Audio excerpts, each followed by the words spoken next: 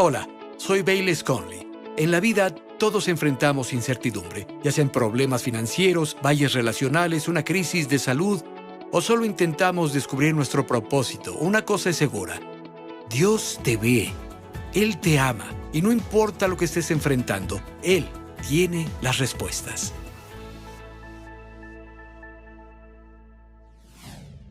Me gustaría compartir algo con ustedes que Dios puso en verdad muy fuerte en mi corazón.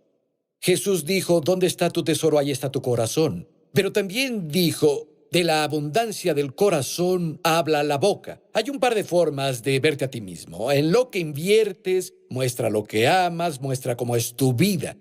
En el pasado hacíamos negocios escribiendo cheques antes de que todo fuera digital y en línea. Podrías ver el registro de la chequera de alguien y sabías cómo era su vida. Sabías qué amaban y dónde estaba su corazón solo de ver su chequera. Puedes hacerlo digitalmente ahora. Es una verdad irrefutable. Corazón y tesoro se conectan. Pero otra verdad irrefutable es que nuestra boca y corazón están conectados. Las cosas de las que hablamos habitualmente revelan de qué está lleno nuestro corazón y revelan lo que ha albergado nuestro corazón. Tengo amigos con quienes hablo seguido y hablamos de todo y hablamos de política, y hablamos de deportes, cualquier tema del que hablemos, siempre llegamos a Jesús. Siempre terminamos hablando sobre la palabra de Dios. Siempre terminamos hablando de lo que hemos percibido que Dios está haciendo en el mundo. Siempre hablamos de lo que Dios dice a nuestros corazones y con qué está lidiando Dios con nosotros. Siempre llegamos ahí. Y tengo otros amigos que están dentro de mi círculo de conocidos que alguna vez teníamos esas mismas conversaciones, pero ahora las conversaciones giran en torno a otras cosas. E intentas volver a la conversación hacia Dios y ellos toman el timón de la conversación y la devuelven a la línea de las últimas y terribles noticias que están viviendo. Y eso me muestra que su corazón se ha desviado. Y honestamente lo que pienso que pasa es que en este tiempo súper presurizado en el que vivimos, comienzan a ahogar la palabra de Dios en sus vidas. ¿Qué tan importante es para nosotros tener la palabra de Dios morando abundantemente en nuestros corazones y tenerla en nuestros labios? Bueno, Primera de Pedro 1:23 dice: somos nacidos de nuevo, no de simiente perecedera, sino imperecedera por la palabra de Dios. Sin la palabra de Dios no hay salvación.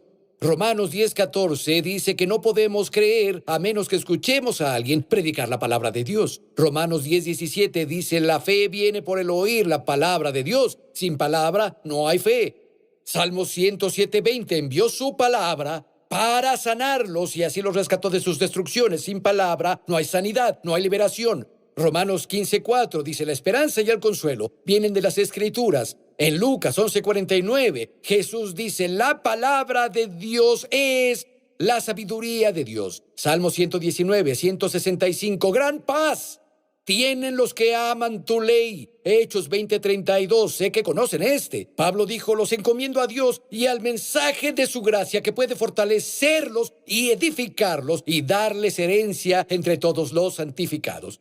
Trae fuerza y trae herencia.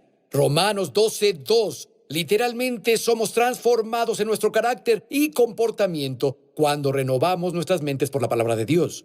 Y apuesto a que han escuchado este. Segunda de Timoteo 3, voy a leérselos. Versículos 16 y 17.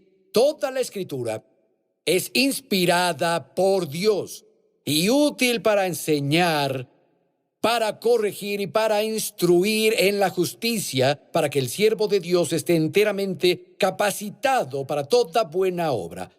Ahora, si quitas la palabra, pierdes todo eso. Piensen conmigo un momento. Salvación, fe, sanidad, liberación, esperanza, consuelo, paz, sabiduría, herencia, fuerza, transformación, represión, corrección, instrucción, equipamiento para la vida de fe. Todo viene de la palabra de Dios. La palabra de Dios nos trae todas estas cosas. He contado la historia de un viejo granjero, sentado en su porche, masticando una paja. La granja estaba algo arruinada. El vendedor viajero llegó en su auto, tenía sus mercancías en el maletero, y él le intentó vender algunas cosas al viejo granjero, pero sabía que tenía que enganchar a ese viejo granjero con una conversación. Así que condujo, salió de su camioneta, le dijo al granjero sentado en su porche: «Hola, ¿cómo estás?». Y dijo: «Estoy bien».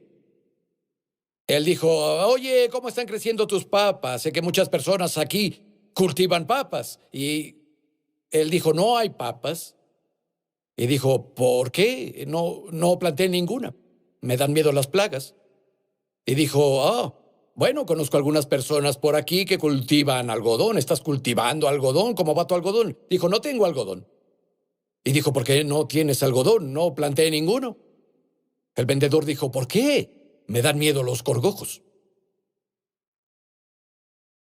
El vendedor se rascó la cabeza por un minuto. «Cuando venía conduciendo aquí, pasé por varios campos de maíz. Apuesto que estás cultivando maíz.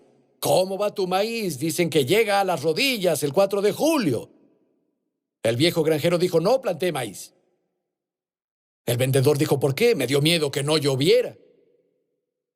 El vendedor dijo: «Entonces, ¿qué plantaste?». El viejo granjero dijo: «Nada, voy a la segura». Eso me recuerda a muchos creyentes, sin consuelo, ni paz, ni fuerza, no están equipados, no están instruidos, no son transformados, porque no hay palabra morando sus corazones. Sin semilla no hay cosecha. Jesús, cuando habló sobre la palabra de Dios, dijo que era como una semilla. ¿Saben la parábola del sembrador que Jesús contó? El sembrador sembró su semilla.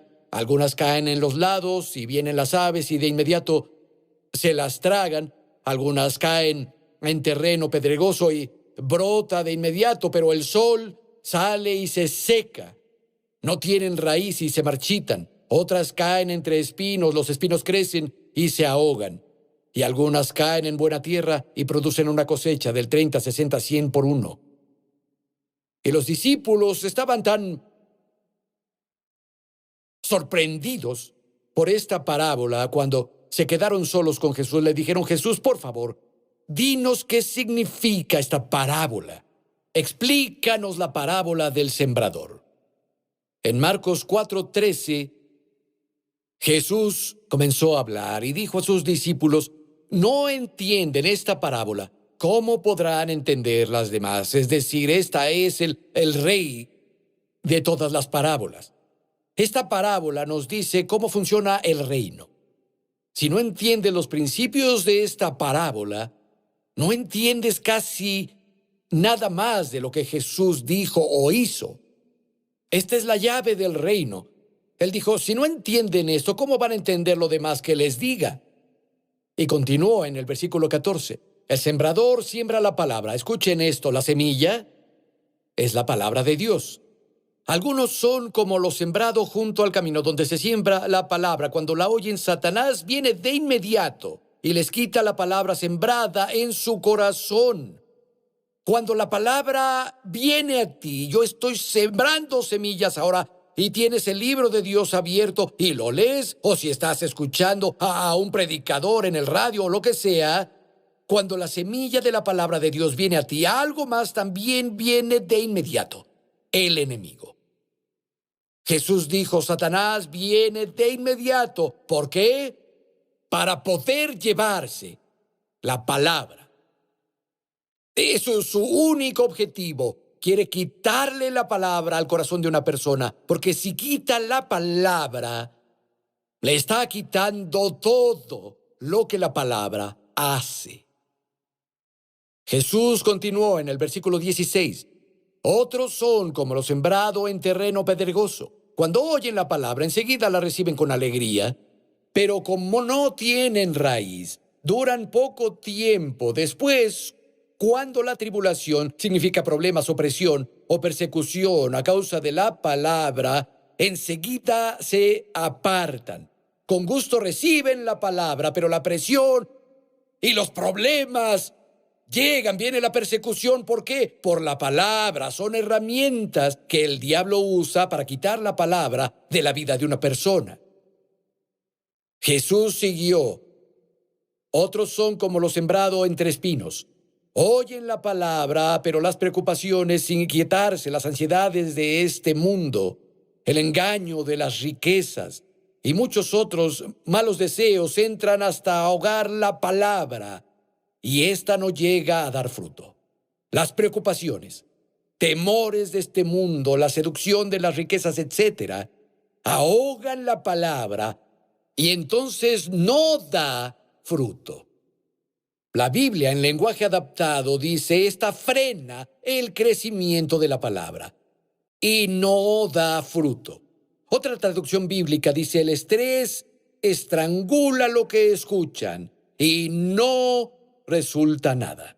Amigo, entre cada promesa y el cumplimiento de la promesa, habrá algún terreno difícil que tendrás que navegar. Es el momento en que el diablo hará todo lo que pueda para que renuncies, para que dejes la palabra de Dios y no te aferres a la palabra.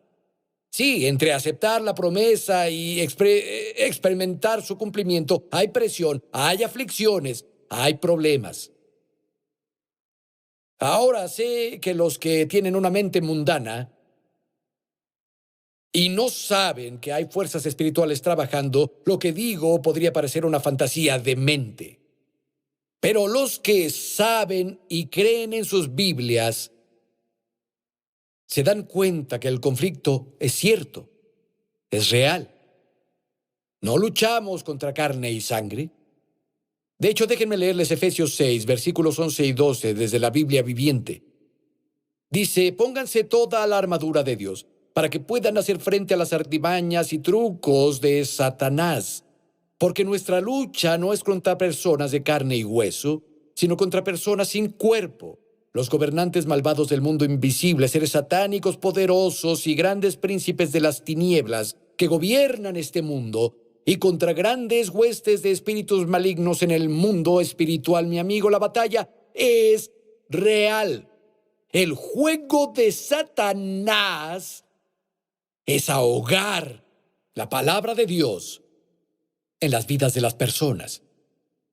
Jesús nos dijo que para eso el diablo viene. Sin palabra no hay cosecha. Sin palabra no hay salvaciones. Sin palabra no hay libertad. Sin palabra no hay herencia. Y el diablo trabaja para hacer eso, para lograr eso contra ti y contra mí personalmente.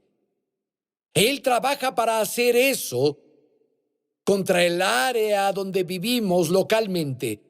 Él trabaja para lograr eso nacionalmente en nuestro país. Y Él trabaja para lograr eso globalmente en nuestro mundo. Es la misión del diablo, es su juego final. Por eso Él viene trabajando detrás del escenario. Está un enemigo que quiere arruinar el plan de Dios y reprimir el crecimiento de la palabra de Dios en cada nivel. Si debe aplastar la economía, para eso el diablo dice: bien, hagamos eso. Si la propaganda del temor debe bombardearse al flujo de los medios principales, el diablo dice: bien, si eso es lo que debo hacer para mantenerlos temiendo, hagámoslo. Y si hay un punto de vista diferente, si se vocaliza, será suprimido, será censurado o será desplazado. No importa si es bíblicamente sólido, no importa si está científicamente probado, no importa si se basa en hechos. El diablo dice: haré eso para tener a las personas, especialmente a las de Dios, bajo el pie del temor y la preocupación. Amigo, estamos luchando contra fuerzas espirituales. Es lo que el diablo intenta hacer, ahogar la palabra. Te guste o no, Estamos en medio de un conflicto espiritual.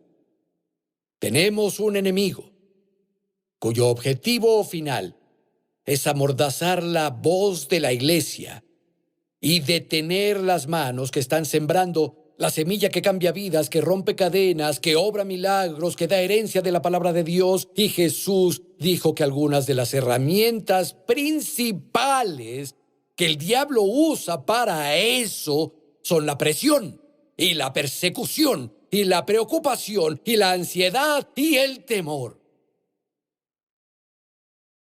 Que caigan las escamas de los ojos de la iglesia.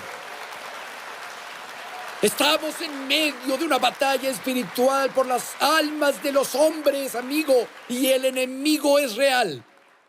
El alma de cada hombre, de cada mujer, de cada niño y niña que conoces pasará la eternidad en algún lugar.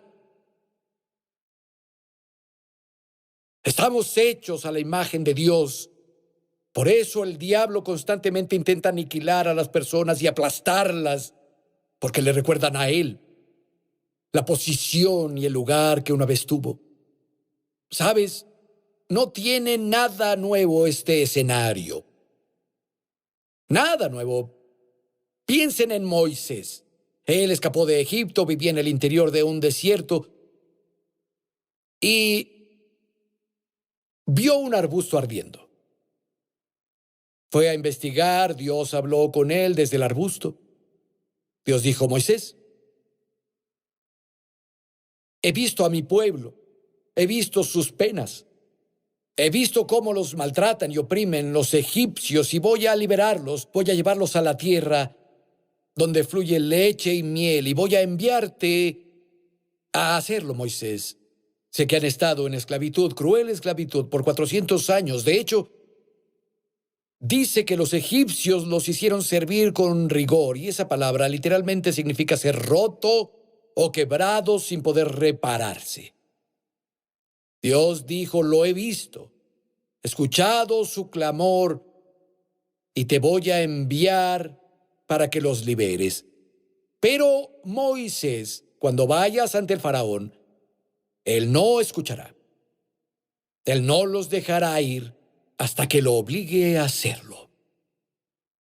Y Dios le dijo eso a Moisés una segunda vez cuando estaba reuniendo a su familia en Midian. Después de la zarza ardiente, él estaba volviendo a Egipto y Dios dijo: Moisés, escucha, el faraón se va a resistir. Tu enemigo dirá que no va a rendirse fácilmente. Y entre la promesa que te doy y su cumplimiento, Moisés, estás oyendo, va a haber problemas. Va a haber presión, va a haber aflicción, pero si tú resistes, verás el cumplimiento. Llevarás a mi pueblo a la tierra en donde fluye leche y miel. Verás la bendición prometida. Y Moisés se fue, pero él parece que no entendió. Nada de la parte de Faraón no escuchará. De alguna forma, él no escuchó esa parte. Dios le dijo en la zarza ardiente. Así fue, la zarza ardiente le dijo: esto va a pasar, Moisés.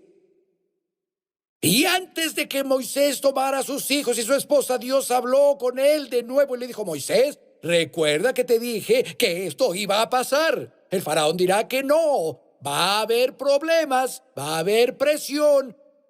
Vas a tener que navegar por terreno difícil. Y así Moisés se fue, reunió a los ancianos de Israel y les dijo que Dios iba a liberarlos. Les mostró un par de señales y se regocijaron. De hecho, inclinaron la cabeza en adoración, como los que Jesús dijo que iban a recibir la palabra con gusto. Y Moisés y Aarón fueron con el faraón y dijo: no, para nada. No conozco al Señor, no reconozco su autoridad. No dejaré que vayan a ningún lado. De hecho, están ociosos, las personas están ociosas, por eso me lo están pidiendo. Y llamó a sus hombres y dijo: díganles que sigan haciendo su cuota de ladrillos, pero no les den la paja para hacer ladrillos. Tienen que buscar su propia paja. Y él dijo, han estado oyendo palabras falsas. Lo que dice Moisés es falso. Es lo que Faraón dijo. Pueden leerlo en Éxodo. Las personas han estado escuchando palabras falsas y es lo que el diablo dice. Él puso presión y dijo, la promesa de Dios no es cierta. La palabra de Dios no es verdad. La palabra de Dios no puede ser confiable. Y los israelitas son golpeados y hostigados, y finalmente los capataces israelitas fueron a ver a Faraón sobre lo que sucedía. Y en Éxodo 5:17, Faraón estaba hablando con los capataces israelitas, y Faraón dijo, exclamó, haraganes, haraganes, andan diciendo, déjanos ir a ofrecerles sacrificios al Señor. Ahora vayan a trabajar. No se les va a dar paja, pero tienen que entregar su cuota de ladrillos. Los capataces israelitas se dieron cuenta de que estaban en aprietos. Aprieto es problema. Se vieron en aprietos cuando se les dijo que la cuota diaria de ladrillos no se les iba a rebajar. Así que al dejar a Faraón, se encontraron con Moisés y Aarón que los estaban esperando. Les dijeron que el Señor los examine y los juzgue, porque por culpa de ustedes somos unos apestados ante el Faraón y sus siervos. Ustedes le han puesto la espada para que nos maten. Moisés se volvió al Señor y le dijo, Señor, ¿por qué tratas tan mal a este pueblo? ¿Para esto me enviaste? Desde que me presenté ante el Faraón y le hablé en tu nombre, no ha hecho nada más que maltratar a este pueblo y tú no has hecho nada para liberarlo. En una traducción, Moisés dijo, Dios se puso peor. Me diste una promesa y lo único que hay son problemas, presión y persecución. Y Dios dijo, Moisés, te lo dije. Te lo dije 2 veces. Verás, hay presión. Las personas le claman a Dios, tomaron una promesa, y luego viene más presión. Y si no se sueltan, habrá cosecha.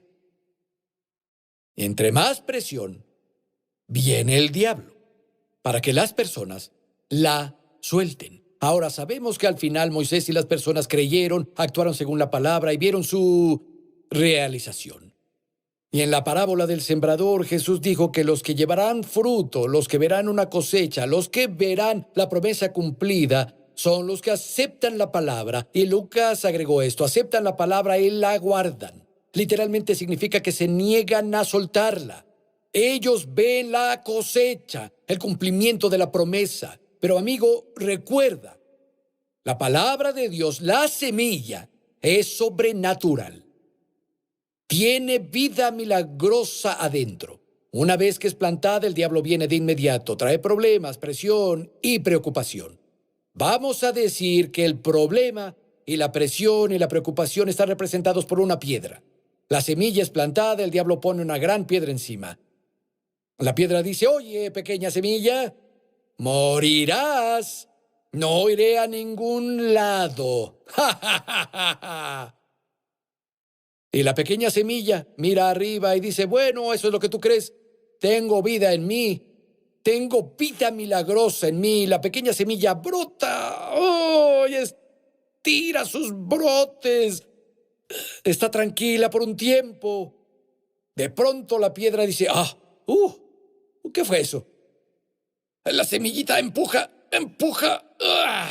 Empuja la piedra a un lado, y crece, y finalmente mira abajo a través de esas ramas llenas de fruto, a esa piedrita que está recostada en su tronco y dice, solo eres una tonta piedrita después de todo, ¿cierto? Amigo, aférrate a la palabra de Dios. Hará a un lado las piedras del temor, la depresión y la debilidad y la enfermedad y la carencia, la atadura y todas las mentiras del diablo. La palabra de Dios es sobrenatural. Saben, Dios nos ha dado promesas. Creo de un avivamiento nacional, de una cosecha global, del precioso fruto de la tierra, que se recogerá antes de que Cristo regrese. Las Escrituras son claras en eso. Pero, ¿saben? Parece que empeoró. Este último año he cancelado numerosos viajes internacionales en diferentes lugares en todo el mundo. En varios países en Europa teníamos todos los espacios. Todo se había conseguido, las iglesias que estaban trabajando ahí, todo lo del seguimiento, todo estaba hecho. Y todos esos países cerraron y no pude ir. Los espacios, todos se cerraron. Lo mismo pasó en varios otros países también. Y podría haber dicho, Dios, ¿qué sucede? Dijiste que iba a haber un avivamiento global. Sí, dijiste que habría oscuridad, pero dijiste que la luz, ¿sabes? La luz brillaría para nosotros y las personas vendrían al brillo de la luz surgiendo. Dios, no has rescatado a nadie, solo empeoró. Amigo, quiero decirte que creo que la semilla de la palabra de Dios está creciendo y va a empujar las dificultades fuera del camino y vamos a ver un avivamiento global como nunca antes hemos visto. Sí,